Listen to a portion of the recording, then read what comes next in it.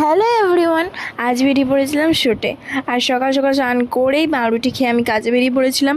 আর এত রোদ ছিল, আমি তার উপরে রাস্তা ভুলে গেছি। হন্তদন্ত হয়ে আমি রাস্তা খুঁজছিলাম এদিক সেদিক করে।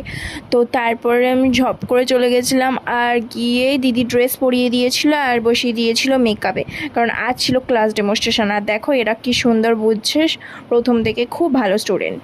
যাই হোক, আর তারপরে আমার বেসটাও কমপ্লিট হয়ে গেছিলো। আর বেসটা এত সুন্দর হয়েছিল, বেসটা খুব সুন্দর হয়েছিল।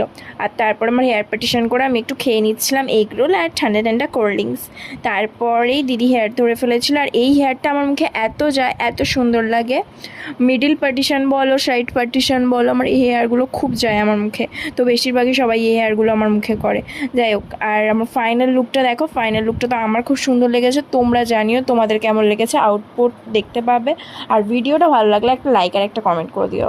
চলো, টাটা।